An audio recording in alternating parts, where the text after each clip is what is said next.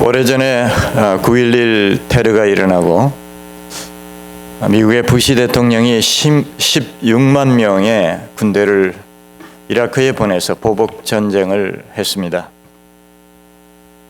매일같이 텔레비전에 미군 사상자들의 뉴스가 나오고 그 가족들이 나와서 인터뷰를 하는 모습이 보였습니다. 이 마이크가 지금 조금 잘 못된 것 같아요. 그 트러블하고 베이스를 좀 잘 맞춰주세요. 아들을 잃은 어떤 어머니가 나와서 오해를 하면서 부시가 내 아들을 죽였다고, 내 아들을 살려내라고 통곡을 하면서 우는 모습을 봤습니다.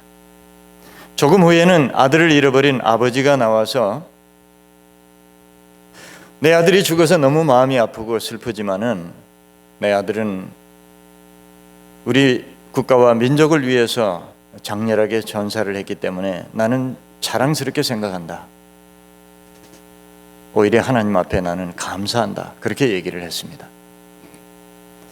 같은 아들의 죽음을 놓고도 어떤 사람은 원망하고 불평하고 어떤 사람은 감사할 수 있는 모습을 저는 보고 많은 것을 깨달았습니다.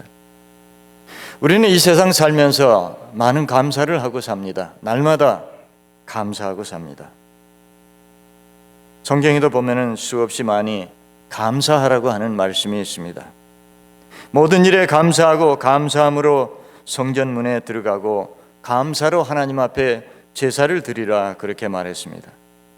구약성경 시편 136편은 유명한 감사시입니다. 1절부터 26절까지 매 절마다 한 번씩 감사한다는 말씀이 기록이 되어 있는데 그 내용을 보니까 하나님의 영원하심을 감사하고 하늘 때문에 감사하고 지구 때문에 감사하고 해와 달 때문에 감사하다 그렇게 기록이 되어 있습니다. 저는 이 시편을 볼 때에 뭔가 이 시편 기자의 감사는 우리가 드리는 감사하고 좀 종류가 다르다 그런 것을 느꼈습니다. 아마 그것은 우리의 신앙과 이 시편을 기록한 그분의 신앙의 깊이가 다르기 때문에 그런 것이 아닌가 그런 생각을 해봤습니다. 오늘 장로님 읽어주신 성경은 요셉의 내용입니다. 요셉의 얘기입니다. 요셉의 전기 속에, 요셉의 삶 속에 성경에 기록된 내용을 보면 한 번도 요셉이 하나님 앞에 감사합니다 그런 내용은 없습니다. 그러나 요셉의 전 삶을 통해서 그 흐르는 것은 바로 그가 항상 하나님 앞에 감사하며 살았다는 것을 우리가 부인할 수가 없습니다. 오늘 성경은 요셉의 삶 속에서 요셉이 형들의 미움을 받고 죽으라고 에집트의 상인들에게 노예로 팔려간 이후에 17년의 세월이 지난 후에 자기를 노예로 팔아먹은 그 형들하고 극적으로 만나는 장면이 오늘 성경에 나옵니다.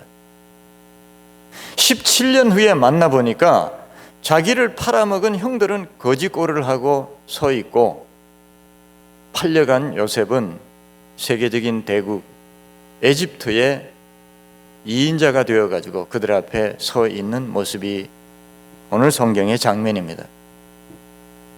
문제는 오늘 그 동생을 죽으라고 팔아먹은 그 형들이 자기 앞에 당당하게 엄청난 권세를 가지고 서 있는 그 사람이 자기가 팔아먹은 동생이라는 사실을 아는 순간에 기절초풍을 했습니다. 이제 우리는 어떻게 하나? 저 동생이 우리에게 보복을 하면 어떻게 하나? 벌벌 떨고 있을 때에 요셉이 오늘 5절 성경에 보니까 당신들은 나를 이곳에 팔았다고 해서 근심하지 마소서, 한탄하지 마소서. 하나님이 생명을 구원하시려고 나를 당신들보다 먼저 보내셨나이다. 이렇게 얘기를 합니다. 다르게 말하면 오히려 잘된 일이다. 어쩌다 보니까 결과적으로 잘 돼서 다행인 것이 아니라 하나님이 이미 예비하신 일이고 이건 하나님이 하신 일이다. 우리 가족을 살리고 당신들과 나를 살리시려고 하나님이 먼저 나를 이곳에 보내신 것이다. 이렇게 얘기를 했습니다. 어떻게 요셉이 이런 상황에서 이런 말을 할 수 있을까요? 생각을 해보니까 그것은 바로 그 요셉의 성품 때문에, 요셉은 항상 꿈을 가지고 사는 사람이었습니다. 그래서 오늘 성경에 있는 말씀을 요약하면은 꿈이 있는 사람은 항상 감사할 수 있다, 그 말입니다. 꿈이 없는 사람은 반대로 항상 원망하고 불평하고 그렇게 살지만, 꿈이 있는 사람은 어떤 상황이 와도, 어떤 환경이 와도, 어떤 결과가 와도 항상 감사할 수 있다, 그런 얘기입니다. 현실에 집착하고 미래에 꿈을 갖지 못하고 사는 사람은 불평하고 절망하고 고민하고 짜증내고 살지만은, 꿈이 있는 사람은 항상 감사하며 살 수 있다는 얘기입니다. 요셉의 증조 할아버지가 누굽니까? 아브라함입니다. 아브라함은 75세가 되었을 때에 고향에 살 때에 하나님께서 그에게 나타나셔서 네가 내 말에 순종하고 내 말을 지키면은 내가 너를 큰 민족의 조상이 되게 해줄 것이고 너를 복의 근원이 되게 해주시겠다, 하나님의 약속을 하셨습니다. 그 순간에 이 아브라함은 꿈을 갖기 시작했습니다. 75세 된 노인이 꿈을 갖기 시작했습니다. 하나님 그 말씀을 지키고 살면은 하나님이 나에게 이러이러한 축복을 주신다고 했다고, 그것을 날마다 그리면서 그대로 순종하고 살았는데, 여러분 놀라운 사실은 75살에 하나님 앞에 꿈을 갖기 시작했는데 아브라함이 몇 살에 죽었는지 아십니까? 175살에 죽었습니다. 100년을 더 살았습니다. 자기 나이보다 꼽으로 더 많이 살았습니다. 그리고 하나님의 엄청난 축복을 받았습니다. 꿈이 있는 사람은 죽지도 않더라, 그 말입니다. 그러면 우리는 무슨 꿈을 꿔야 합니까? 우리의 꿈은 무엇입니까? 우리의 꿈은 바로 하나님의 약속입니다. 같이 해보실까요? 우리의 꿈은 하나님의 약속이다. 아멘. 성경에 보면은 구구절절히 하나님께서, 구약 성경, 신약 성경의 구구절절히 예수님께서 우리에게 수많은 약속을 하셨습니다. 볼지어다 내가 이 세상 끝날까지 항상 너희와 함께 있으리라. 주님 이 세상을 떠나시면서까지 우리에게 약속을 하십니다. 그 꿈을 어떻게 이룰 수 있습니까? 기도로 이루는 것입니다. 우리의 꿈을 이루는 방법은 기도입니다.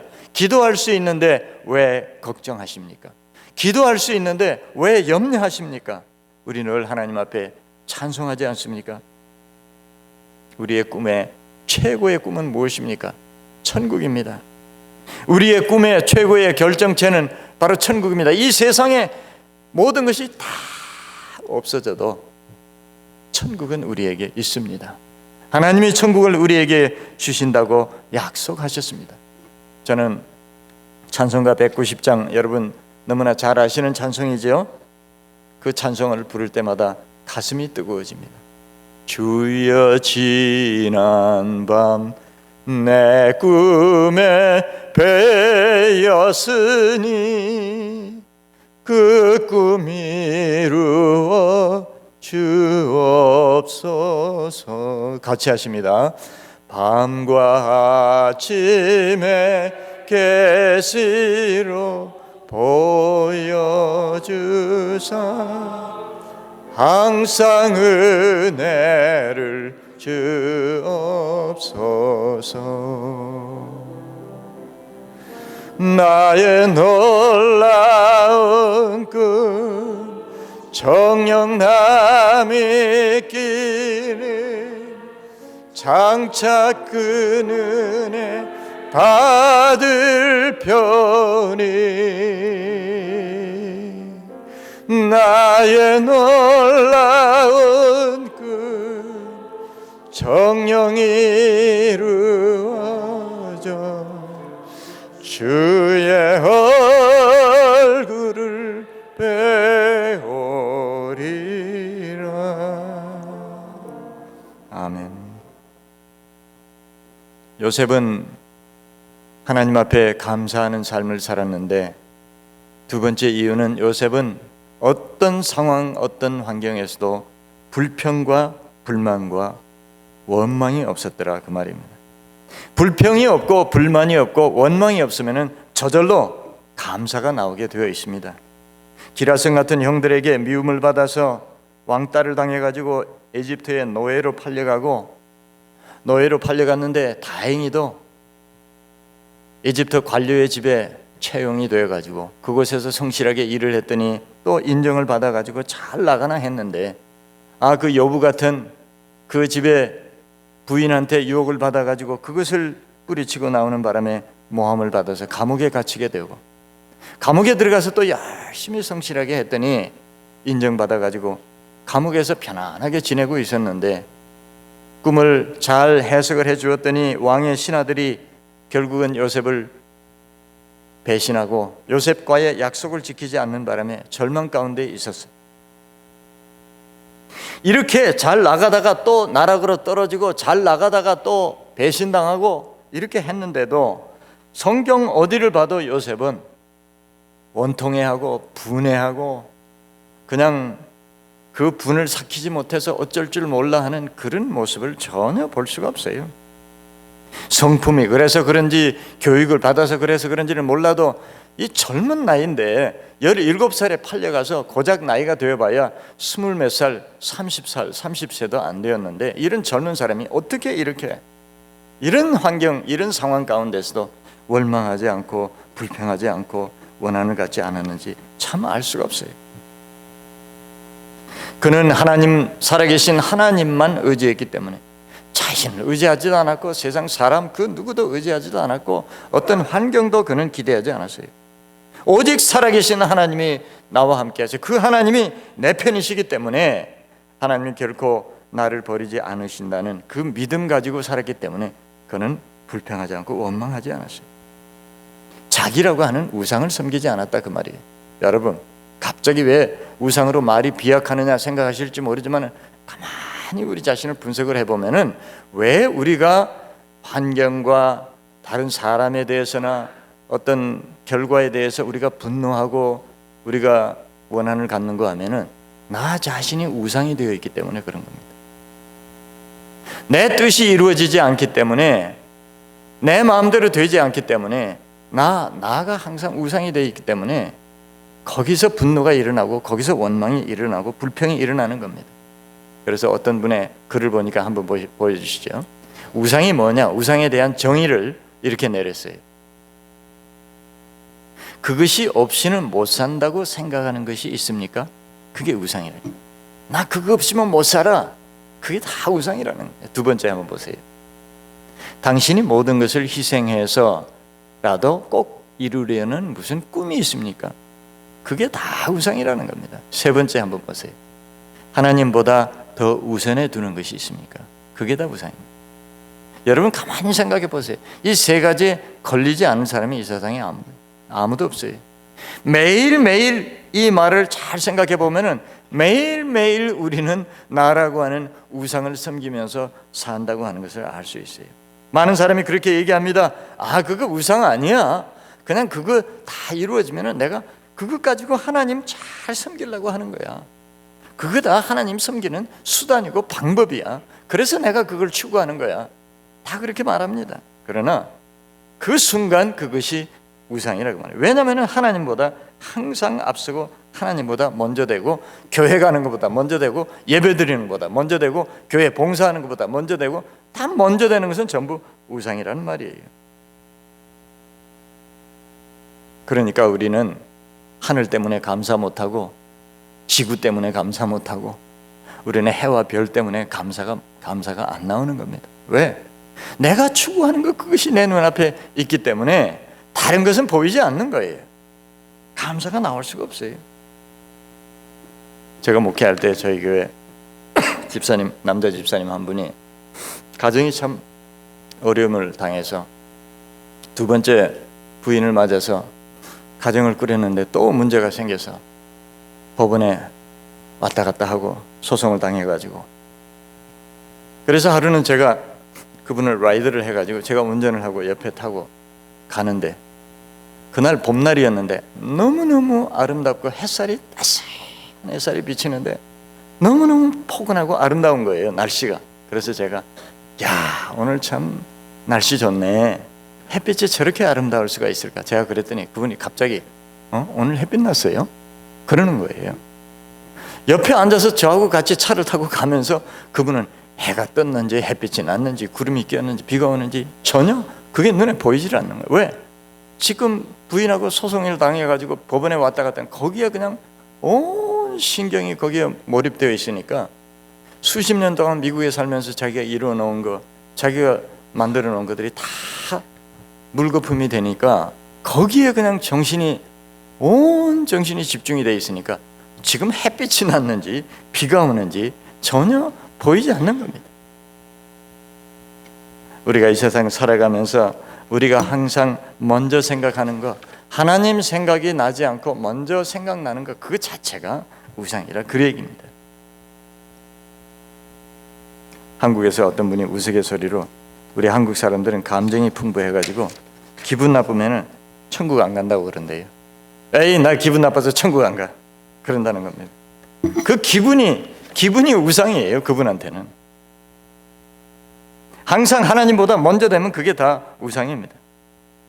오늘 요셉이 보통 사람들은 자신을 제어할 수 없을 만큼 억울하고 분하고 이해할 수 없고 견딜 수 없을 만큼의 상황을 만나고 사람에게 불이익을 당하고 수모를 당해도 원망하거나 불평하거나 분노하지 않는 것은 철저하게 자기 자신을 하나님 다음에 두었기 때문에, 하나님 먼저 그 다음에 나이기 때문에 자기의 모든 일들은 사실은 관심이 그렇게 없는 겁니다. 모든 관심, 모든 중심, 모든 주관, 모든 초점을 오직 하나님께만 맞추고 있었기 때문에 자신을 철저하게 객관화시킬 수가 있다는 얘기입니다. 상당히 철학적인 얘기지만은 좀 쉬운 말로 말하면은 요셉은 자기 일을 자기 일로 생각 안 하고 자기 일을 마치 남의 일처럼 생각하고 살았다고 말이에요. 나를 하나님 다음으로 두는, 나를 객관화시킨다고 하는 말은 다른 말로 표현하면은 내 모든 일들은 내 일이 아니고 이거는 남의 일이다, 그렇게 생각한 겁니다. 하나님의 일이다. 하나님이 책임져 주시니까. 마지막 세 번째로 요셉은 올바른 역사의식을 가지고 있었기 때문에 그는 하나님 앞에 감사할 수 있었습니다. 오늘 45장 5절에서 8절 말씀을 제가 다시 봅니다. 당신들이 나를 이곳에 팔았으므로 근심하지 마소서, 한탄하지 마소서. 하나님의 생명을 구원하시려고 나를 당신들 앞서 보내셨나이다. 이 땅에 2년 동안 흉년이 들었으나 아직 5년은 기경도 못하고 추수도 못할지라. 하나님이 큰 구원으로 당신들의 생명을 보존하고 당신들의 후손을 세상에 두시려고 나를 당신들 앞서 보내셨나니 그런즉 나를 이리로 보내신 자는 당신들이 아니요 하나님이시라. 하나님이 나로 바로의 아비를 삼으시며 그 온 집에 주를 삼으시며 애굽 온 땅에 치리자를 삼으셨나이다. 요셉은 사람 뒤에, 환경 뒤에, 사건 뒤에, 모든 일 뒤에 하나님이 계시고 하나님의 손이 움직이고 있다는 사실을 그는 철저하게 믿었습니다. 이것이 바로 요셉의 역사관입니다. 오죽하면은 창세기 41장에 보니까 바로가 처음으로 요셉을 만났을 때 요셉을 보자마자 한 말이 이 말입니다. 이와 같이 하나님의 신에 감동한 사람을 우리가 어떻게 얻을 수 있으리요? 그랬습니다. 하나님을 전혀 모르는 이방 왕이 요셉을 처음 만났을 때 한 말이 그 말입니다. 이와 같이 하나님의 신에 감동한 사람을 우리가 어디서 얻겠느냐 그랬습니다. 그 이유는 요셉은 항상 언제 어디서나 자기를 하나님 다음에 두었기 때문에 그렇습니다. 멕시코의 어떤 마을이 유명한 관광지가 있었는데 한쪽 샘에는 그 밑에 온천이 있어가지고 뜨거운 물이 콸콸 쏟아져 나오고 또 한쪽 샘에는 찬물이 콸콸 쏟아져 나오는 그런 두 샘물을 가진 마을이 있었다고 합니다. 동네 여자들은 빨랫감을 들고 와서 그 뜨거운 물이 나오는 샘물에다가 빨래를 푹 삶아가지고 그 찬물에다가 헹궈서 가니까 빨래가 깨끗해지는 거예요. 그래서 관광객들이 와가지고는 그 샘물을 구경을 하면서 안내원에게 이렇게 얘기를 합니다. 여러분들은 참 축복받으셨습니다. 이 마을 사람들은 이렇게 돈 한 푼 안 들고 1년 내내 뜨거운 물에 빨래를 삶아가지고 찬물에 빨래를 헹구고 이렇게 천연 세탁기가 있는 이런 마을을 하나님이 주셨으니 이 마을 사람들은 얼마나 감사를 하겠습니까? 그랬더니 안내원이 하는 말이 아니요, 불평이 너무 많다는 거예요. 그 왜 불평이 많냐 그랬더니 뜨거운 물이 나와서 빨래를 삶고 찬물에다가 빨래를 헹궈서 깨끗한 빨래를 가져갈 수 있는 건 좋은데 딱 한 가지가 없다는 거예요. 그게 뭐냐 그랬더니 비누가 나오는 샘물이 없어서 항상 불평이 많다는 거예요. 그 마을 사람들. 감사하는 사람은 항상 감사하고 불평한 사람은 항상 불평할 조건을 찾아가면서 사는 것입니다. 요셉이 자신을 노예로 팔아먹은 형들에게 오히려 하나님이 이렇게 하셨다고 하는 기가 막힌 얘기를 할 수 있었던 것은 하나님께서 요셉에게 성령의 감동으로 지혜를 주셨기 때문에 그런 현실을 바로 볼 수 있었고 하나님의 눈으로 역사를 볼 수 있었기 때문입니다. 오늘 저와 여러분 감사하면서 사는 삶을 살기 위해서는 하나님으로부터 요셉처럼 이런 지혜를 얻어야 합니다. 오늘 이러한 하나님의 놀라운 지혜가 저와 여러분들에게 있어지시기를 주님의 이름으로 축원드립니다. 아멘. 기도하십니다. 하나님 감사합니다. 우리에게 생명 주심 감사합니다. 우리에게 건강 주심을 감사합니다. 우리에게 이 세상의 모든 먹을 것 입을 것 주시고 편안한 잠자리를 주시고 이렇게 하나님을 마음껏 섬길 수 있는 좋은 환경에 우리를 살게 해주셔서 너무나 감사합니다. 무엇보다 지옥 갈 수밖에 없는 저희들 예수님 보내주셔서 우리를 구원해 주셔서 하늘나라 백성 삼아주시고 천국을 우리에게 주시고 하나님의 자녀 삼아주신 것 너무나 감사합니다. 그러나 지난날 돌이켜보면 우리는 하나님 앞에 감사하기보다는 원망하고 불평하고 하나님 앞에 없는 것만 찾으면서 그렇게 감사 못하고 살아왔던 것 너무나 죄송합니다. 오늘 저희들 하나님 앞에 감사 예배를 올려드립니다. 아버지, 이제는 우리가 하나님 앞에 감사하며 사는 삶이 되도록, 그래서 감사로 하나님 앞에 제사를 드리고 감사로 하나님 앞에 영광을 올려드리는 믿음의 삶을 사는 감사의 성도들이 되게 해 주시옵소서. 예수 그리스도 이름으로 기도드리옵나이다. 아멘.